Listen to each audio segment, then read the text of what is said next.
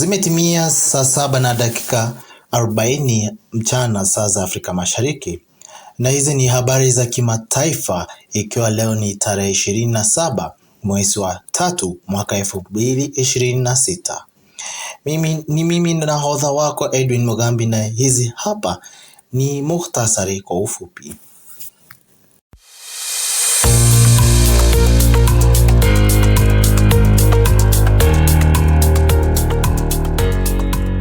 Mazungumzo kati ya Iran na Marekani yapo njia panda. Rubio kuhudhuria nchini Ufaransa mkutano wa G7. Watu 20 wafariki Tanzania kufuatia maporomoko ya ardhi. Na mwishowe, Korea Kaskazini na Belarus zasaini mkataba wa ushirikiano.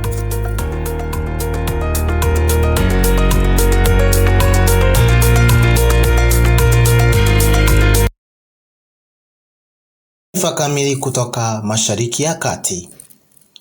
Wakati vita vilivyoanzishwa na Marekani na Israel dhidi ya Iran vikiingia siku yake ya 28 siku ya Ijumaa, kunatajwa dalili za mazungumzo ya kukomesha vita hivyo, ingawa mashambulizi baina yao hayajasita.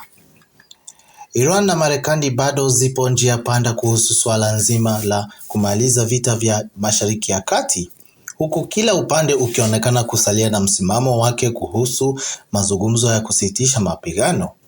Jambo linalotisha mzozo huu kuongezeka, hasa ikiarifiwa kuwa maelfu ya wanajeshi wa Marekani wanakaribia eneo hilo. Hata hivyo, mjumbe maalum wa rais wa Marekani Steve Witkoff amesema kuna ishara za wazi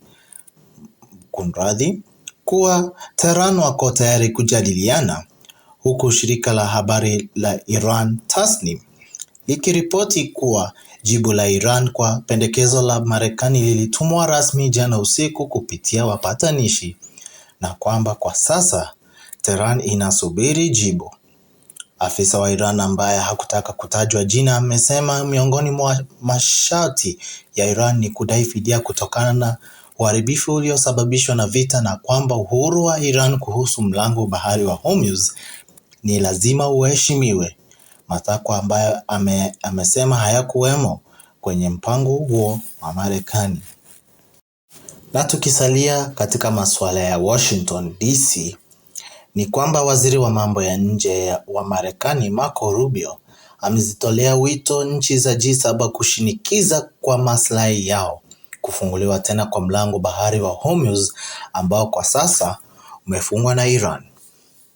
Rubio ameyasema hayo wakati akielekea nchini Ufaransa kuhudhuria siku ya pili na ya mwisho ya mkutano wa mawaziri wa mambo ya nje wa muungano wa G7 unaozijumuisha Marekani, Uingereza, Canada, Ufaransa, Ujerumani, Italia na Japan.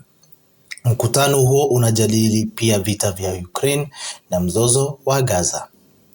Aidha, Rubio amesema kuna shuhudiwa maendeleo chanya katika mazungumzo na Iran, lakini hakueleza ni lini au jinsi gani vita hivyo vya Mashariki ya Kati vitakapomalizika, huku wanachama wengine wa G7 wakielezea matumaini yao ya kupatikana kwa suluhisho la kidiplomasia katika mzozo ambao umeathiri uchumi wa dunia.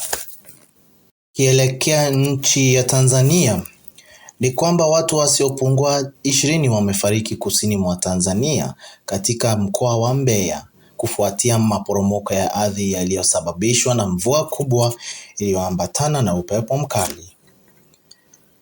Mkuu wa wilaya ya Rungwe, Jafar Haneyu, ambako maafa hayo yalitokea siku ya Jumatano, amesema maporomoko hayo yalisababisha pia uharibifu wa nyumba kadhaa, huku idadi ya vifo ikihofiwa kuongezeka. Mamlaka ya hali ya hewa nchini Tanzania imetabiri mvua kubwa katika sehemu nyingi za nchi hiyo hadi Jumanne ijayo.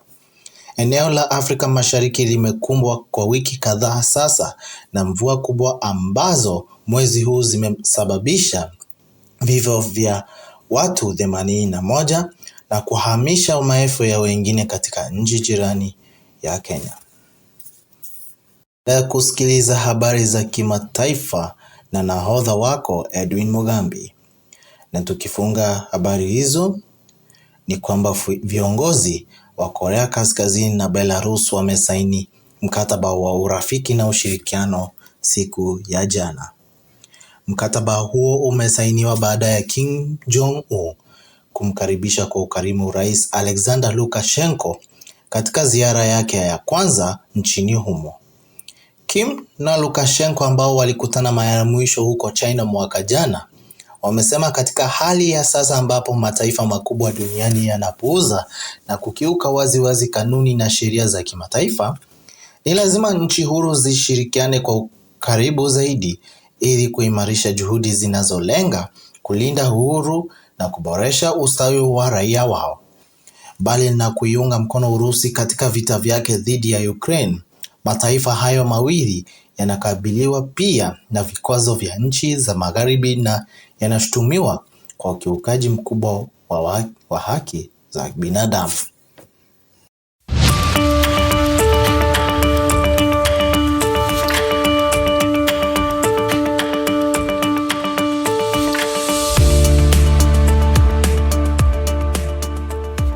Habari kutoka Korea Kaskazini ndio natia kikomo habari za kimataifa kwa sasa. Na kushukuru sana ewe mtangazaji au msikilizaji kwa kuitazama na kuisikiliza habari za kimataifa Ijumaa hii ya leo. Ndimi nahodha wako Edwin Mugambi na nakutakia wikendi njema.